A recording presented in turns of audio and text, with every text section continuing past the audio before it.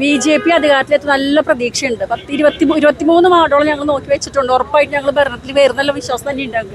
അറിയാമല്ലോ, കഴിഞ്ഞ ലോക്സഭ ഇലക്ഷന് നമുക്ക് കിട്ടിയ വോട്ടിന്റെ ഭൂരിപക്ഷം കൂടാതെ നമ്മളുടെ ഈ ഇരിങ്ങാലക്കുട മുനിസിപ്പാലിറ്റിയിൽ UDF-ഉം LDF-ഉം നടത്തുന്ന ഭരണം, അവർ കൂടിച്ചേർന്നുള്ള ഭരണം ജനങ്ങൾ പൊറുതിമുട്ടിയിരിക്കുകയാണ്. എന്തെങ്കിലും ഒരു ചെറിയ മാറ്റം അല്ലെങ്കിൽ ചെയ്യാൻ സാധിക്കുന്നത് BJP കൗൺസിലർമാർക്ക് അല്ലെങ്കിൽ BJP-കാർക്ക് മാത്രമാണെന്ന് ജനങ്ങൾ തിരിച്ചറിഞ്ഞു കഴിഞ്ഞു. ഇനി ഉറപ്പായിട്ടൊരു മാറ്റം ഉണ്ടാവും. ജനങ്ങൾ മടുത്തു നഗരസഭയിലെ ഭരണാധികാരികൾക്കെതിരെ അവർ ശബ്ദമുയർത്തി തുടങ്ങി. ഇതിന് ഒരു വർഷം മുൻപ് സോൾവെന്റ് കമ്പനിയിലെ ഡ്രൈവറായിരുന്ന ബിജോയ് എന്ന് പറഞ്ഞിട്ട് ഒരാൾ 19-ാം വാർഡിലുള്ള വലിയൊരു കുഴിയിൽ വീണിട്ടാണ് ആൾ മരണപ്പെട്ടത്. ഞങ്ങളൊക്കെ നേരിട്ട് പോയി കണ്ടിട്ടുള്ളതാണ് അയാളുടെ വീട്. അവിടെ 2 കുഞ്ഞു മക്കളും ഭാര്യയും, പണി പൂർത്തിയാവാത്ത വീടും. ഞങ്ങൾ നഗരസഭയിലെ BJP കൗൺസിലർമാർ നേരിട്ട് പോയി കണ്ട അവസ്ഥയാണ് അവരുടെ വീട്ടിലെ അവസ്ഥകൾ.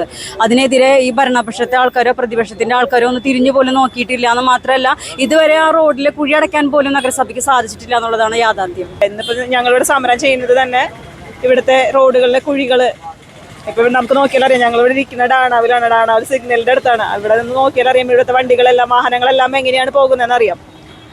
ഈ ഒരു ഇതിന് വേണ്ടിയിട്ടാണ് ഇത്. കഴിഞ്ഞ 5 വർഷമായിട്ട് ഞങ്ങൾ കൗൺസിലറായിട്ട് 5 വർഷമായിട്ട് മഴക്കാലമാകുന്നത് UDF കൗൺസിലർമാർക്കോ അല്ലെങ്കിൽ നഗരസഭയ്ക്കോ അറിയുന്നില്ല. മഴക്കാലമായി കഴിഞ്ഞാൽ ആരെങ്കിലും ഒക്കെ ആ കുഴിയിൽ വീണ് മരിക്കണം, ഇവിടെ കുഴി ഉണ്ടായിരുന്നു എന്ന് അവർക്ക് മനസ്സിലാവാൻ വേണ്ടിയിട്ട് അവർ ഒരു പേരിന് വേണ്ടി വെറുതെ കുറച്ച് എന്തെങ്കിലും മെറ്റലൊക്കെ കൊണ്ടിട്ടിട്ട് പോകും. 2 ദിവസം കഴിയുമ്പോൾ വീണ്ടും ആ കുഴിയിൽ ആരെങ്കിലുമൊക്കെ വീഴും. അങ്ങനെയാണ് അത് സംഭവിക്കുന്നത്. നമസ്കാരം. കഴിഞ്ഞ ഒരു 25 വർഷമായിട്ട് ഇരിങ്ങാലക്കുട മുനിസിപ്പാലിറ്റി UDF ഭരിച്ചുകൊണ്ടിരിക്കുകയാണ്. പക്ഷേ വികസനത്തിൻ്റെ കാര്യത്തിൽ വലിയ രീതിയിലുള്ള ഒരു പിന്നോക്കാവസ്ഥയാണ് ഈ പറയുന്ന ഇരിങ്ങാലക്കുട മുനിസിപ്പാലിറ്റിയിലുള്ളത്. ഇവിടുത്തെ റോഡുകൾ വലിയ രീതിയിലുള്ള ഒരു തുരങ്കങ്ങളായിട്ട് മാറിയിരിക്കുകയാണ്. അപ്പോൾ ഇതിനെതിരെ ഒരു വലിയ പ്രതിഷേധം ഇപ്പോൾ BJP സംഘടിപ്പിച്ചിരിക്കുകയാണ്. ഇവിടുത്തെ സാധാരണക്കാരായിട്ടുള്ള ജനങ്ങൾ സുരേഷ് ഗോപി തൃശ്ശൂർ പാർലമെൻറ്റ് മണ്ഡലത്തിൽ മത്സരിച്ച സമയത്ത് ഈ പാർലമെൻറ്റ് മണ്ഡലത്തിൽ ഉൾപ്പെടുന്ന ഇരിങ്ങാലക്കുട വലിയ തരത്തിലാണ് സുരേഷ് ഗോപിക്ക് ഒരു ഭൂരിപക്ഷം നൽകിയത്. അപ്പോൾ ഇത്തവണ പൂർണ്ണമായിട്ടും ഇതേ സാഹചര്യം തന്നെ ഉണ്ടാകും എന്നുള്ള ഒരു കണക്കൂട്ടിലാണ് BJP. അപ്പോൾ സാധാരണക്കാരുടെ പ്രശ്നങ്ങൾ മനസ്സിലാക്കിക്കൊണ്ട് BJP ഇപ്പോൾ ഇവിടെ ഒരു വലിയ പ്രതിഷേധം സംഘടിപ്പിച്ചിരിക്കുകയാണ്. അപ്പോൾ ഇവരോട് തന്നെ നമുക്ക് ചോദിച്ച് കാര്യങ്ങൾ മനസ്സിലാക്കാം. എന്താണ് ഇനി മുന്നോട്ടുള്ള കാര്യങ്ങൾ, ഏത് തരത്തിലാണ് BJP കൊണ്ടുപോകാനായിട്ട് ശ്രമിച്ചുകൊണ്ടിരിക്കുന്നത്? ചേച്ചി നമസ്കാരം. ചേച്ചി പേരെന്തായിരുന്നു? എൻ്റെ പേര് ആർ ചനീഷ് കുമാർ. ചുമതല എന്തായിരുന്നു? ഇരിങ്ങാലക്കുട മണ്ഡലം പ്രസിഡന്റാണ്, കൂടാതെ കൗൺസിലർ കൂടിയാണ്. ചേച്ചി, ഇപ്പോൾ ഇരിങ്ങാലക്കുട മുനിസിപ്പാലിറ്റിയുടെ ഈ ഒരു റോഡുകളുടെ അവസ്ഥ വളരെ ദയനീയമാണ് എന്നുള്ളതിൻ്റെ ഒരു പേരിലാണല്ലോ നിങ്ങൾ ഈ ഒരു ധർണ നടത്തുന്നത്. ഇനി മുന്നോട്ടുള്ള ഒരു പോക്ക് എങ്ങനെയാണ്? എന്താണ് ഇവിടുത്തെ ഒരു സാഹചര്യം? കഴിഞ്ഞ 25 വർഷമായിട്ട് UDF ഭരിക്കുന്ന ഇരിങ്ങാലക്കുട മുനിസിപ്പാലിറ്റിയുടെ ദുർഭരണത്തിനെതിരെയാണ് ഇരിങ്ങാലക്കുട മുനിസിപ്പാലിറ്റി BJP കൗൺസിലർ നടത്തുന്ന ഉപവാസ സമരം. ഇനിയും ഇങ്ങനെ പോയാൽ ജനങ്ങൾക്കിടയിൽ ഇങ്ങനെ പോയി ശരിയാവില്ല. അപ്പോൾ അതുകൊണ്ട് എന്തെങ്കിലും ഒരു മാറ്റം വരണം, അല്ലെങ്കിൽ പുതിയൊരു മാറ്റം BJP കൊണ്ടുവരണം എന്നതിലൊക്കെയാണ് ഞങ്ങൾ സമരം നടത്തിക്കൊണ്ടിരിക്കുന്നത്. അപ്പോൾ ഒരു മാറ്റം പ്രതീക്ഷിച്ചുകൊണ്ടാണ് ഞങ്ങൾ ഈ സമരം ചെയ്തുകൊണ്ടിരിക്കുന്നത്. നമുക്കറിയാമല്ലോ, എല്ലാവർക്കും അറിയാം ഇരിങ്ങാലക്കുട മുനിസിപ്പാലിറ്റി അവസ്ഥകൾ. അതായത് റോഡിൻ്റെ കാര്യമായാലും സ്ട്രീറ്റ് ലൈറ്റുകളുടെ കാര്യമായാലും മറ്റ് ബിൽഡിങ്ങുകളുടെ കാര്യമായാലും എല്ലാം അങ്ങനെ ഒരുപാടുണ്ട്. കൗൺസിലേഴ്സിന് പറയാൻ ഒരുപാട് കാര്യങ്ങൾ ചൂണ്ടിക്കാണിക്കാനുണ്ട്. അപ്പോൾ അതിനെതിരെയാണ് ഞങ്ങൾ ഇന്ന് ഈ സമരം നടത്തിക്കൊണ്ടിരിക്കുന്നത്. UDF-ന്റെ ഈ പ്രധാനപ്പെട്ട പ്രതിനിധികളോട്, അല്ലെങ്കിൽ ഇതൊരു നിങ്ങൾ ഇതിൻ്റെ കമ്മിറ്റിയെല്ലാം കൂടുന്ന സമയത്ത് അവരുടെ മുന്നിൽ ഈ വിധ വിഷയങ്ങൾ അവതരിപ്പിക്കുമ്പോൾ ഏത് തരത്തിലാണ് അവരുടെ പ്രതികരണം? ഞങ്ങൾ BJP കൗൺസിലർമാർ 8 പേരേ ഉള്ളൂ. ഇവിടെ LDF-ഉം UDF-ഉം ഒരുമിച്ച് കൂടിയിട്ടാണ് ഇരിങ്ങാലക്കുട മുനിസിപ്പാലിറ്റി ഭരിക്കുന്നത്. അപ്പോൾ ഞങ്ങൾ പറയുന്നതിന് ഒരു വോയിസ് അവിടെ ഇല്ല, അവിടെ കേൾക്കാൻ ആരും ഇല്ല. സത്യം പറഞ്ഞാൽ ഞങ്ങൾ മുഖ്യ പ്രതിപക്ഷമായിട്ടില്ലല്ലോ. അപ്പോൾ അതിൻ്റെ ഒരു പോരായ്മ ഉണ്ട് അവിടെ. 2 കൂട്ടരും കൂടെ ഒരുമിച്ച് എല്ലാ കാര്യങ്ങളും പങ്കിട്ടെടുക്കുന്ന അവർ തന്നെയാണ്. സ്റ്റാൻഡിംഗ് കമ്മിറ്റി ഒക്കെ അവർ തന്നെയാണ്. 2 കൂട്ടരും കൂടെ ഒരുമിച്ച് ഭാഗിച്ചെടുത്തുള്ളൂ. ഞങ്ങൾക്ക് ഒരു സ്റ്റാൻഡിംഗ് കമ്മിറ്റി പോലും ഇല്ല കൗൺസിലേഴ്സിന്, BJP കൗൺസിലേഴ്സിന്. അപ്പോൾ അതുകൊണ്ട് ഞങ്ങൾക്ക് അവിടെ പറയാൻ പറ്റുള്ളൂ, ബാക്കിയൊന്നും നടപ്പിലാവുന്നില്ല. അപ്പോൾ ഈ വരാനിരിക്കുന്ന തദ്ദേശ സ്വയംഭരണ സ്ഥാപനങ്ങളിലേക്കുള്ള തെരഞ്ഞെടുപ്പിൽ BJP-യുടെ ഒരു ലക്ഷ്യം, അല്ലെങ്കിൽ BJP-യുടെ അധികാരത്തിലെത്താൻ സാധിക്കുന്ന പ്രതീക്ഷിക്കുന്നുണ്ടോ? ഉണ്ടെങ്കിൽ അതിൻ്റെ ഒരു കാരണം എന്താണ്? BJP അധികാരത്തിലെത്തി നല്ല പ്രതീക്ഷയുണ്ട്. 23 വാർഡോളം ഞങ്ങൾ നോക്കി വെച്ചിട്ടുണ്ട്. ഉറപ്പായിട്ട് ഞങ്ങൾ ഭരണത്തിൽ വരുന്നുള്ള വിശ്വാസം തന്നെ ഉണ്ട്. അറിയാമല്ലോ, കഴിഞ്ഞ ലോക്സഭ ഇലക്ഷന് നമുക്ക് കിട്ടിയ വോട്ടിന്റെ ഭൂരിപക്ഷം കൂടാതെ നമ്മളുടെ ഈ ഇരിങ്ങാലക്കുട മുനിസിപ്പാലിറ്റിയിൽ UDF-ഉം LDF-ഉം നടത്തുന്ന ഭരണം, അവർ കൂടിച്ചേർന്നുള്ള ഭരണം ജനങ്ങൾ പൊറുതിമുട്ടിയിരിക്കുകയാണ്. എന്തെങ്കിലും ഒരു ചെറിയ മാറ്റം അല്ലെങ്കിൽ ചെയ്യാൻ സാധിക്കുന്നത് BJP കൗൺസിലർമാർക്ക് അല്ലെങ്കിൽ BJP-കാർക്ക് മാത്രമാണെന്ന് ജനങ്ങൾ തിരിച്ചറിഞ്ഞു കഴിഞ്ഞു. ഇനി ഉറപ്പായിട്ടൊരു മാറ്റം ഉണ്ടാവും. ചേച്ചി ഏത് വാർഡിലെ കൗൺസിലർ കൂടിയാണ്? ഞാൻ മാപ്രാണം 7-ാം വാർഡിലെ കൗൺസിലറാണ്. കരുവന്നൂർ പോലെയുള്ള ഇഷ്യൂസ് ഇത്തവണയും BJP മുനിസിപ്പാലിറ്റിയിൽ പ്രചരിപ്പിക്കാനുള്ള സാധ്യതയുണ്ട്.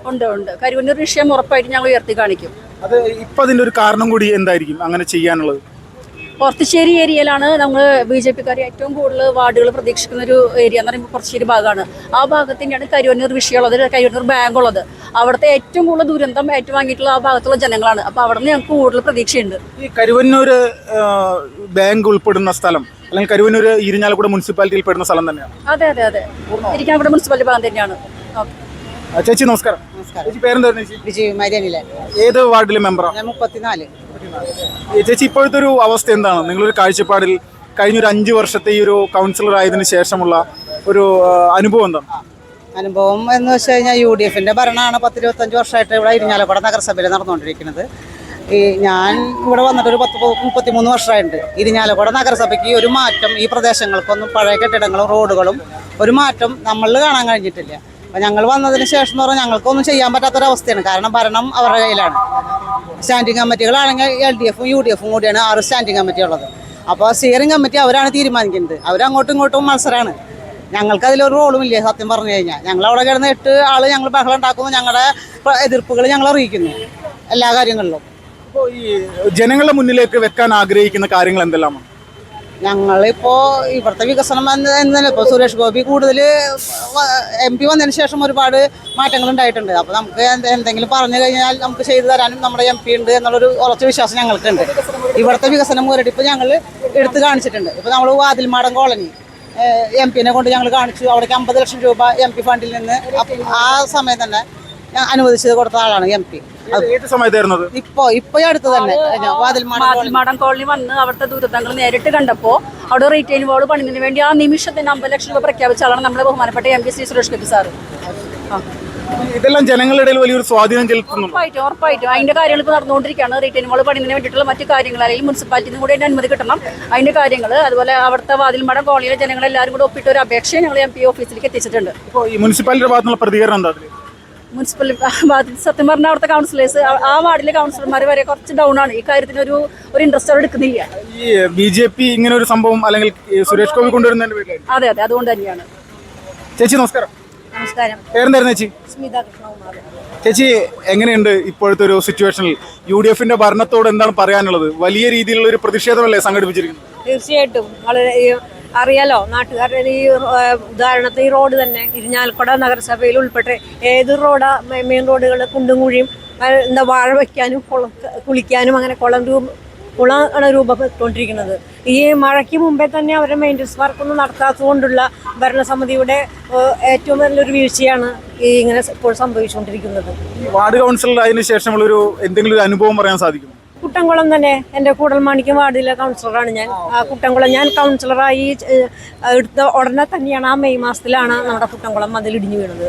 അതിന് നമ്മൾ ഉടനെ തന്നെ ഞാൻ ദേവസ്വം ചെയർമാനോട് പറഞ്ഞു, മുനിസിപ്പാലിറ്റി അന്നത്തെ ചെയർപേഴ്സണോട് പറഞ്ഞു, മന്ത്രിയോട് പറഞ്ഞു. അപ്പോൾ അവർ ഫണ്ടുകൾ 10 ലക്ഷം ആദ്യത്തെ MLA ആയ അരുൺ മാഷുള്ള 10 ലക്ഷം 10 കോടി പാസ്സാക്കിയിട്ടുണ്ട് കുളം മതിൽ പണിയാനായിട്ട്. അതിനുശേഷം ബിന്ദു ടീച്ചർ 5 കോടി പാസ്സാക്കി, 4 കോടി പാസ്സാക്കി. ഈ കോടികൾ പാസ്സാക്കുന്നല്ലാണ്ട് ഒരു പ്രവർത്തനങ്ങളും അവിടെ നടക്കുന്നില്ല. അപ്പോൾ LDF ആയാലും UDF ആയാലും ഒരേ കൂട്ടുകെട്ടോട് കൂടിയിട്ട് ഒരു വികസന പ്രവർത്തനങ്ങളൊന്നും നടക്കാത്തൊരു സ്ഥിതിയാണ് ഇപ്പോഴത്തെ നഗരസഭയായാലും നമ്മുടെ ഇത്. ചേച്ചി നമസ്കാരം. നമസ്കാരം. പേരെന്തായിരുന്നു ചേച്ചി? മായ. ചേച്ചി ഏത് വാർഡിലെ മെമ്പറാ? 41 മൂർക്കനാട് ഭാഗത്ത്. മൂർക്കനാട്. ചേച്ചി എന്താ ഇവിടുത്തെ ഒരു മുനിസിപ്പാലിറ്റിയുടെ ഒരു അവസ്ഥ എന്താണ്? നിലവിൽ UDF ഭരണത്തോട് എന്താണ് പറയാനുള്ളത്? നിലവിലെ UDF ഭരണത്തോട് അവരുടെ ചെയർപേഴ്സൺമാർ 3 പേര് മാറി മാറി ഭരിക്കാന്നല്ലാതെ, അവരുടെ കാര്യങ്ങൾക്ക് വേണ്ടി ഭരിക്കാന്നല്ലാതെ ഇരിഞ്ഞാലക്കുട ഈ പ്രദേശത്തിന് വേണ്ടി അവർ യാതൊന്നും തന്നെ ചെയ്തിട്ടില്ല. ഇന്നിപ്പോൾ ഞങ്ങളിവിടെ സമരം ചെയ്യുന്നത് തന്നെ ഇവിടുത്തെ റോഡുകളിലെ കുഴികൾ. ഇപ്പൊ നമുക്ക് നോക്കിയാൽ അറിയാം, ഞങ്ങളിവിടെ ഇരിക്കുന്ന ഡാണാവിൽ സിഗ്നലിന്റെ അടുത്താണ്. ഇവിടെ നിന്ന് നോക്കിയാൽ അറിയാം ഇവിടുത്തെ വണ്ടികളെല്ലാം വാഹനങ്ങളെല്ലാം എങ്ങനെയാണ് പോകുന്നതെന്ന് അറിയാം. ഈ ഒരു ഇതിന് വേണ്ടിയിട്ടാണ് ഇത്. കഴിഞ്ഞ 5 വർഷമായിട്ട് ഞങ്ങൾ കൗൺസിലറായിട്ട് 5 വർഷമായിട്ട് മഴക്കാലമാകുന്നത് UDF കൗൺസിലർമാർക്കോ അല്ലെങ്കിൽ നഗരസഭയ്ക്കോ അറിയുന്നില്ല. മഴക്കാലമായി കഴിഞ്ഞാൽ ആരെങ്കിലും ഒക്കെ ആ കുഴിയിൽ വീണ് മരിക്കണം, ഇവിടെ കുഴി ഉണ്ടായിരുന്നു എന്ന് അവർക്ക് മനസ്സിലാവാൻ വേണ്ടിയിട്ട് അവർ ഒരു പേരിന് വേണ്ടി വെറുതെ കുറച്ച് എന്തെങ്കിലും മെറ്റലൊക്കെ കൊണ്ടിട്ടിട്ട് പോകും. 2 ദിവസം കഴിയുമ്പോൾ വീണ്ടും ആ കുഴിയിൽ ആരെങ്കിലും ഒക്കെ വീഴും. അങ്ങനെയാണ് അത് സംഭവിക്കുന്നത്. ചേച്ചി നമസ്കാരം. പേരെന്തായിരുന്നു ചേച്ചി? സൈരുദ സുഭാഷ്. ചേച്ചി ഏത് വാർഡിലെ മെമ്പറാ? വാർഡ് 9 നമ്പേങ്കാവ്. ചേച്ചി ഈ ഇരിഞ്ഞാലക്കുടയുടെ ഈ ഒരു ഭരണം അല്ലെങ്കിൽ UDF എന്ന് പറയുന്നൊരു ഭരണ സംവിധാനം ഇവിടെ നടപ്പിലാക്കുന്ന കാര്യങ്ങൾ സംതൃപ്തി ഉണ്ടോ ഏതെങ്കിലും തരത്തിൽ? ഇല്ല, അവര് UDF ആയാലും എല്ലാവരും ഭരിക്കണത് ഇപ്പോൾ 3 ചെയർപേഴ്സൺമാർ ഭരിച്ചിട്ടും നമുക്ക് കർഷകർക്കായാലും എല്ലാവർക്കായാലും ദുരിതങ്ങൾ മാത്രമാണ്. നമ്മുടെ റോഡുകൾ തന്നെ കണ്ടാൽ നമുക്കറിയാം, അത്രയും മോശമായൊരു ഭരണം തന്നെയാണ്.